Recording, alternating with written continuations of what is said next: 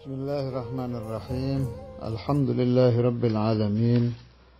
Allahumma salli ala Sayyidina Muhammad wa ala ali Sayyidina Muhammad, amma ba'd. Masih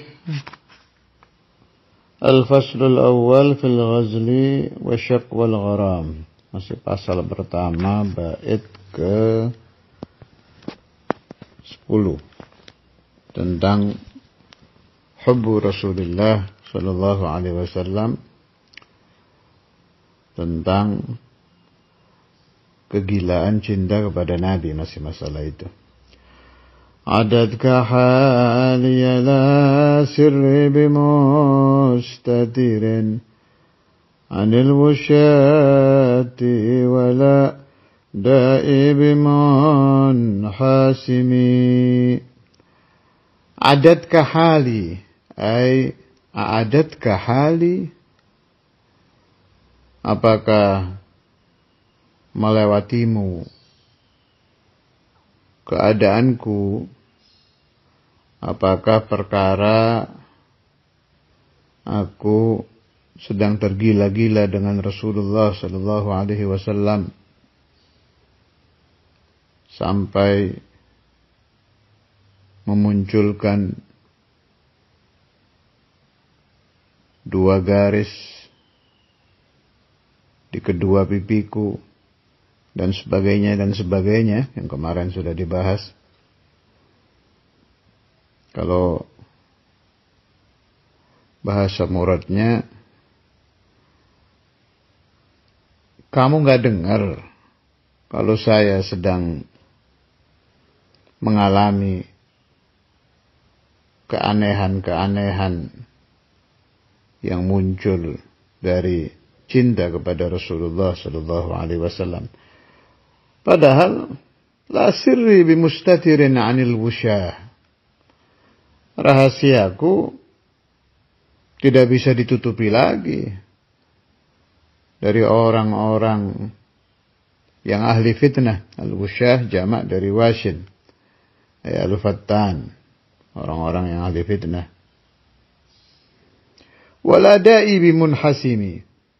Juga penyakitku ini gak bisa putus. Munhasim munqati. Maksudnya bagaimana? Apa kamu tidak tahu? Apa kamu tidak dengar bahwa keadaan saya seperti ini di dalam cinta kepada Nabi? Padahal saya sudah berusaha menutup-nutupi ahwal saya, ahwal mahabbah, dari orang-orang yang kalau mereka mendengar mereka akan mencaci saya, akan memfitnah saya. Sudah berusaha saya tutupi tapi nggak bisa.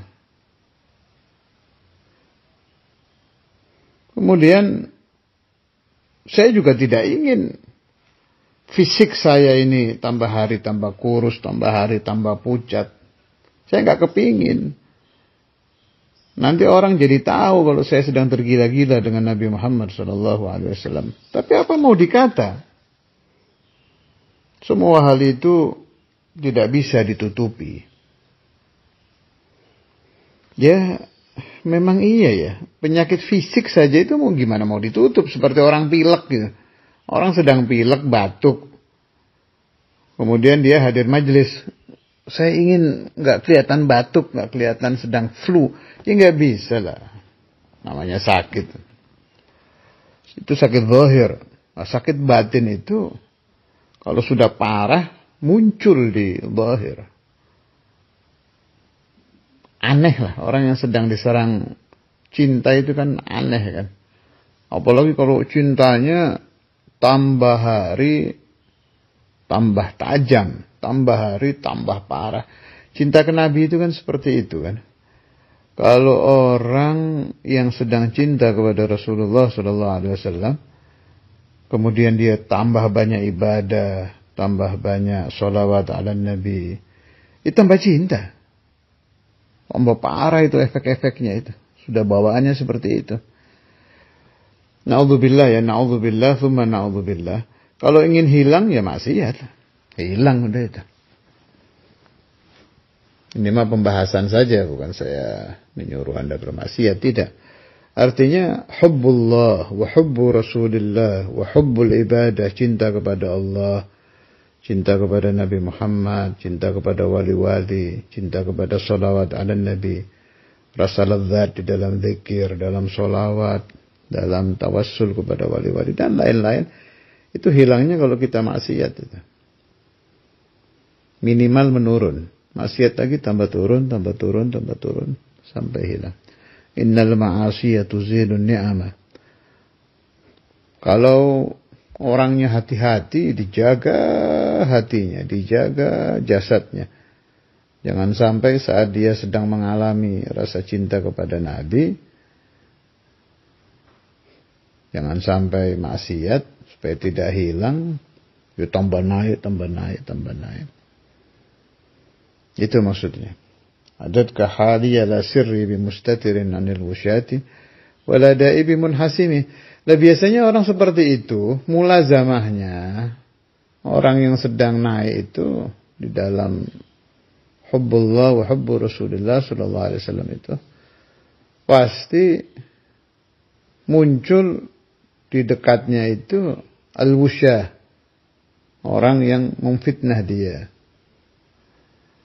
Muncul orang yang mencaci dia. Bisa jadi di depannya, bisa jadi di belakang. Itu saya ingat pembahasan dari ba'dhu masyayikhina. Itu buat biar naiknya tambah cepat. Memang seperti itu. Begitu Anda naik fi hubbi Rasulullah sallallahu alaihi wasallam, Allah akan mendatangkan orang yang mencaci Anda, imma di depan Anda, wa imma di belakang. Tapi itu hikmahnya luar biasa itu. Jadi tambah cepat.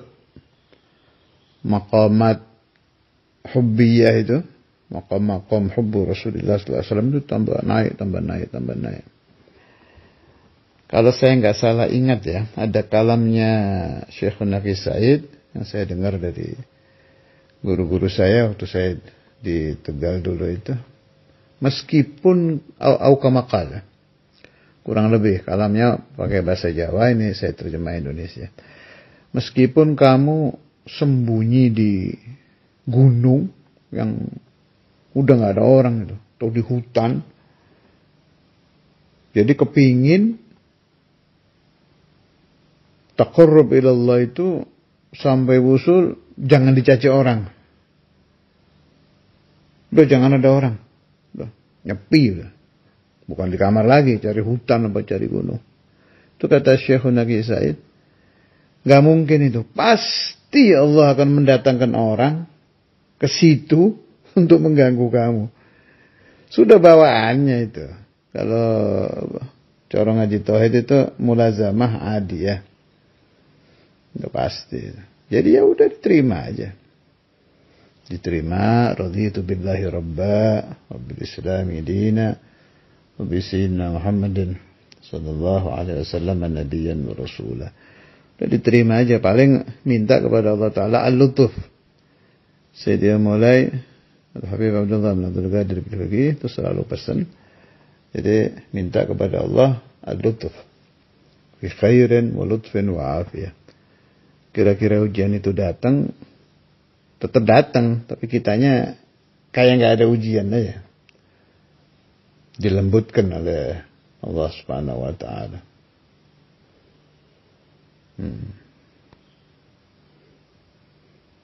Tanpa itu nggak mungkin naik. Udah bawaannya nggak beda seperti orang yang di madrasah atau di sekolah, apa di pesantren, apa di kuliah itu.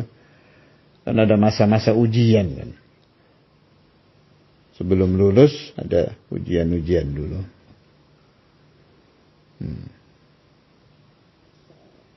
Nah, siapa manusia yang paling banyak ujiannya? Jawabnya Rasulullah sallallahu alaihi wasallam. Maka Iktibarnya, tafakkurnya, nazarnya, kalau orang yang kamil, insan kamil seperti Nabi Muhammad SAW saja mengalami ujian-ujian dari Allah Subhanahu wa taala yang meninggikan derajat Nabi Muhammad, padahal sudah paling tinggi ini. Tetap ada ibtilaat. Fa kaifa bina, bagaimana kita, wa kaifa bi ummatihi sallallahu alaihi wasallam. Jadi al-wusyah, orang yang memfitnah, orang yang mencaci, orang-orang yang menangis ketika ingat Nabi, orang-orang yang berjam-jam betah di majelis shalah ala Nabi sallallahu alaihi wasallam, orang-orang yang betah di majelis maulid, di kritik, di ribah, dicaci maki, ya sudah bawaannya itu, pasti ada lah. Enggak akan hilang ila yaumil qiyamah.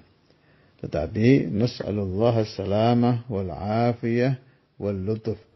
Sallallahu alaihi wasallam Muhammad wa ala alihi wasallam.